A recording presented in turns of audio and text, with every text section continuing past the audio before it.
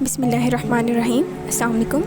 آج میں آپ کو ایک ایسی کہانی سنانے جا رہی ہوں جو شاید ہی آپ نے کہیں سنی ہو، لیکن میں آج آپ کو وہ پہلو دکھاؤں گی جو شاید آپ کی زندگی بدل سکتا ہے۔ کیا آپ نے کبھی ایسا فیل کیا ہے کہ کوئی بھی آپ کا نہیں ہے، لائک آپ بالکل اکیلے ہیں، آپ کے ساتھ کوئی بھی نہیں ہے، آپ کے سراؤنڈنگس میں لوگ تو بہت ہیں لیکن نہ کوئی آپ کی پرابلمس کو سمجھ رہا ہے اور نہ ہی آپ کی تکلیف اور درد کو فیل کر رہا ہے، بلکہ وہ صرف آپ کو جج کر رہا ہے؟ اگر ہاں تو آپ اس اسٹوری سے ضرور ریلیٹ کریں گی۔ So today we are going to talk about حضرت Hajra. Who was she? She was wife of حضرت ابراہیم علیہ السلام۔ کون تھی وہ عورت؟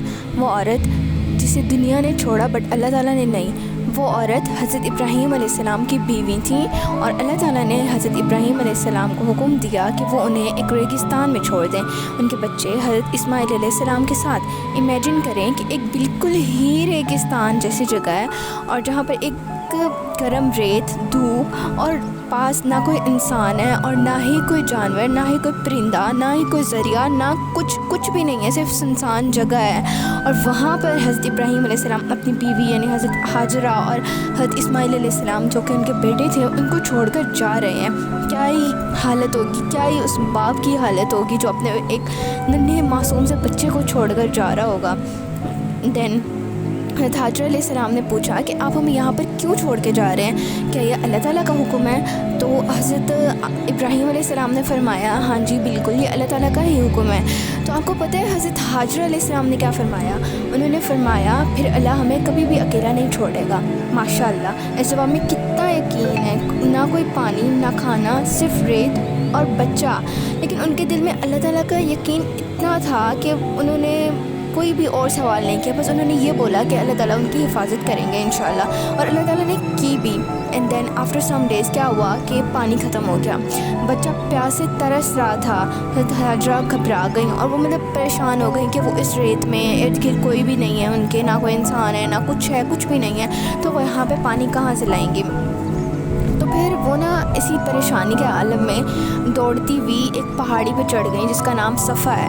تو وہاں پہ دیکھا انہوں نے کہ کوئی بھی نہیں ہے، مطلب وہاں سے اوپر چڑھ کے انہوں نے دیکھنے کی کوشش کی کہ شاید کوئی مسافر ہو یا کوئی راہ گزر ہو جو جہاں سے جا رہا ہو جس سے میں مدد مانگ سکوں، لیکن کوئی بھی نہیں تھا۔ تو پھر وہ وہاں سے اتری اور سامنے ایک پہاڑی تھی مروہ، وہاں پہ چڑھ گئیں لیکن وہاں پہ بھی کوئی نہیں ملا۔ وہ پہاڑی پہ چڑھتی تھی لیکن دور سے ان کو خیال آتا تھا کہ ان کا بچہ شاید رو رہا ہو، تو وہ ان کے پاس بھاگ کے جاتی تھی، دیکھتی تھی کہ وہ صحیح ہیں، تو پھر واپس دوبارہ سے پہاڑی کی طرف بھاگ کے آتی تھی۔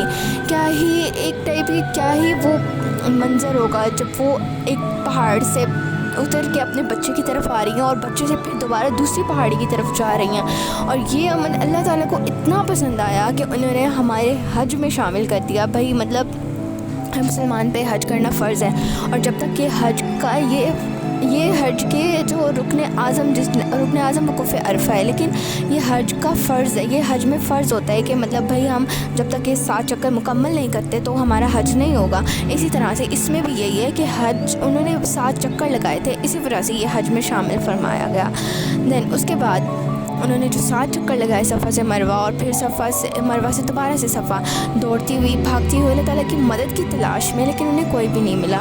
اور پھر وہ معجزہ ہوا جو دنیا نے کبھی نہیں دیکھا۔ جب وہ مروہ کی پہاڑی پر چڑھی ہوئی تھی تو انہوں نے دیکھا کہ ایک بوند ہے پانی کی نکل رہی ہے، تو وہ نیچے اتری اور انہوں نے دیکھا کہ زمزم کا چشمہ پھوٹ رہا تھا اور وہاں سے پانی نکل رہا تھا۔ ویسے تو یہ مطلب ایک ویئرڈ سی بات ہے، عجیب سی بات ہے، لیکن نکل رہا تھا۔ تو پھر انہوں نے دیکھا کہ ان کے بچے جو حضرت اسماعیل علیہ السلام تھے، ان کے پانی تھا نا وہ ان کے پیر کے نیچے ایڑی والی جگہ سے نکل رہا تھا۔ حضرت ہاجرہ نے پانی کو اکٹھا کرنا شروع کیا اور کہنے لگی زمزم۔ اسی دن سے اس پانی کا نام زمزم پڑ گیا۔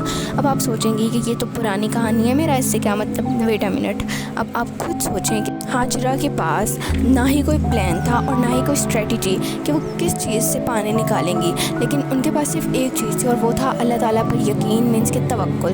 جب آپ کی زندگی میں رزق، سکون، محبت ختم ہو جاتا ہے تو اللہ آپ سے یہ نہیں کہتا کہ بیٹھے رہو میں دے دوں گا، لیکن اللہ کہتا ہے کہ اٹھو، دوڑو، تلاش کرو، محنت کرو، میں آپ کے ساتھ ہوں، میں آپ کو راستہ بتاؤں گا۔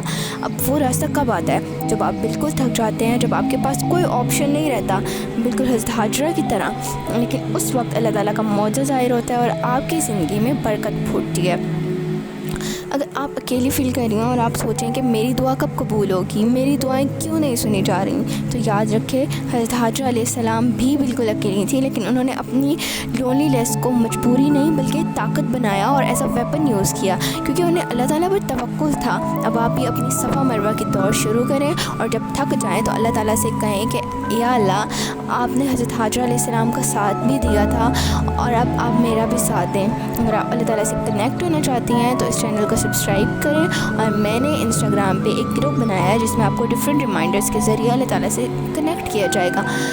سو اگر آپ اس میں ایڈ ہونا چاہتی ہیں تو انسٹاگرام کی جو میرا آئی ڈی ہے وہ میں نے بایو میں دے دی ہے، تو آپ وہاں پہ مجھے ڈی ایم کر سکتی ہیں، میں آپ کو ایڈ کر دوں گی۔ اور کمنٹس میں ضرور بتائیے گا کہ اس میں کیا چیز مجھے ایڈ کرنی چاہیے، اور کیا آپ نے کبھی فیل کیا ہے کہ اللہ تعالیٰ آپ کے ساتھ ہے۔